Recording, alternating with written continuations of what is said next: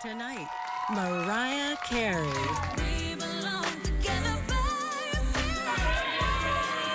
Mariah, the singer, the songwriter, the producer, is doing something she's never done before. A one-of-a-kind concert at her Los Angeles home. A fan of yours will say, Mariah, your music is the soundtrack of my life. It's the soundtrack to my life as well. We take you inside her home and inside her life. I've always been a pretty vulnerable person. In a lot of ways, I've always been apologizing for being me. Mariah Carey and Matt Lauer. Did it change you? I mean, it changed me before they were born. Honestly, I went through a really rough pregnancy. And Mariah's world-exclusive home video with husband Nick Cannon and their children, Moroccan and Monroe. This is for my real fans. Me, I am Mariah, the elusive chanteuse. Welcome to my home. Mariah Carey at home in concert with Matt Lauer. The elusive chanteuse. You like Chanteuse, darling. Do you like to think of You're yourself from as Greenwich, a you should know how to chanteuse? A club Honestly, singer? I'm just so sick of the word diva that I thought it was something fun to just, you know, shift things around. We went back and forth whether we were going to use elusive or another adjective, and I just ended up saying, why not? For laughs. And you hear people often say that, like a fan of yours will come up to you on the street, they'll say, Mariah, your music is the soundtrack of my life. What does that mean to you? It's interesting because, of course, that's the highest compliment somebody can give to another, especially when you're talking about a songwriter. Most people, a lot of people don't know that I write my songs, but because I've written all these songs, it makes me feel, obviously, it's a huge compliment.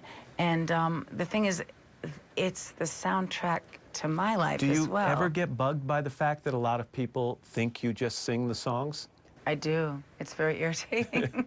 Well, I'm glad I could bring that up. No, then. you know, but thank you. Yeah. No, you know what it is? My life would be much easier if all I did was come in and sing the songs and leave, but that's not who I am. You are involved in every single facet of putting a song and a record together. Yeah. I've said this to other creative people. Are you a bit of a control freak? And I don't mean that in a negative way. I know. I say it. I mean, I say that I am. And it's not because I feel like I need to have the credit, because a lot of times I'm involved in things that, be it a video or anything that, you know, goes with the process of making a record Right. and releasing it to the public. It's not credit, it's your name is on it. Right, but and it's just more back in the day than now, although it's just one of those things where I felt like if I write Mariah Carey, it looks like a vanity. It looks like something that I'm doing just to take the credit, and that's not what it is. I would never not take songwriting credit. That's what I do. I don't like it when people are like, oh, I got a great song for you. I'm like, do you realize that I write my own songs? You're irking me. I am irked. Sorry, that's from a movie. All I do is watch animation with the babies now. That's all we do. And it's fun. It is. Coming up, Mariah's exclusive home video, her life behind closed doors, and much more music when Mariah welcomes chart topper Fabulous.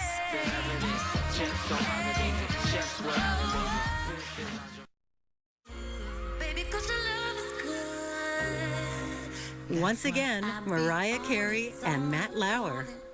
This idea of a chanteuse is a club singer. I mean, it's a woman who gets to the clubs and she kind of lights up for the audience. Is that how you see yourself?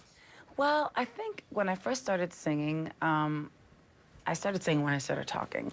And my mom was an opera singer, but also sings jazz and all different types of music. And so I would sit in with her and her friends or different musicians at bars or whatever. And it's sort of like, it's about, you know, a singer that's really a torch singer in a way. I see it as smoky and sultry and intimate. Yeah. I think that's what the word means to me. Yeah. And talented. Well, I guess that's what the word means. You know what? I guess because it's of French origin, we don't really know the exact. Americans most Americans can't even pronounce it. Right, exactly. And then there were like most of the people that I said that the word to didn't know what it was, but they did like it and they liked the sound of it. See, so already we know one great thing to come of the new album is you're teaching people vocabulary. Well, so why you're not? expanding Why vocabulary. Every time a song comes out or every time an album People comes expect out, it to be they number one. expect it. It's a Mariah Carey song. Right. She's the hit maker. And this better be another one. And how do you deal with that pressure?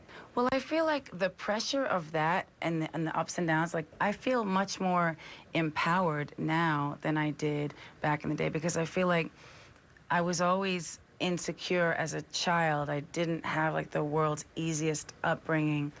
Your life may not look like it was difficult, but you may have had your own insecurities that you don't talk about, but that doesn't mean that they didn't occur. And so... Where did yours come from? Mine came from a lot of different places that we so don't have time to talk about. Well, we could get into them. What's the most obvious one? I mean, I've read a lot about you, and I know you've talked about the fact that being a biracial child was with you at every turn, and it was a part of every aspect of your life. Yeah. Let me show you what we dug up here. So.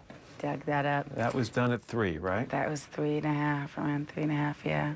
But it's the last time I ever drew myself as a whole person. Yeah, you tweeted about it, and I want to read what you wrote. Please don't judge me for such a simplistic title. Come on, I was only 3.5. It was a creative visualization of how I saw myself with the purity of a child's heart before it was ever broken. Yeah. It was broken pretty early on. I mean, and I try to shy away from the woe is me moments. And I only say that because I've had this picture for so long, and my mom did save that for me.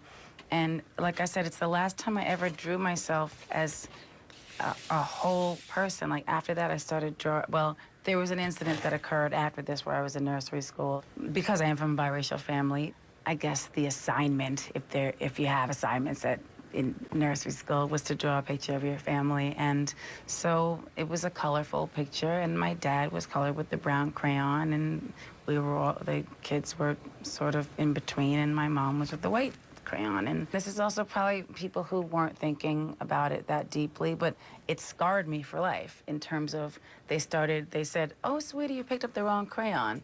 And I said, "No, that's the right color," as though I had picked up a crayon that was green. And after they laughed, they sort of walked away to the other side of the room and started whispering, and then they never treated me the same way again. And so from that point on, I realized that I was different, and I didn't feel like I was worthy. And so I feel like in a lot of ways, I've always been apologizing for being me. You want people to listen to this album through. Yes. This is not something you want them to go play one song, jump in the car, go do grocery shopping, go back, listen to another. You'd like them to sit. You want their undivided attention.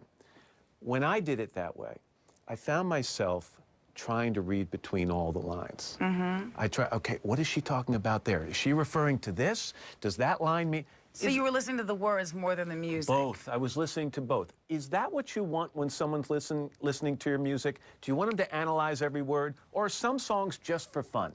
Some songs are just for fun, and it's not that I want people to analyze things. I like to leave things open so people can, if they're going through a similar experience in their life to what I'm talking about on a particular song, then they're able to really relate to it and maybe be healed by it, through it, whatever you want to say. You know what I mean? It's sort of the approach I've always taken when making music, which is like some songs are extremely personal, and every single word is part of a story.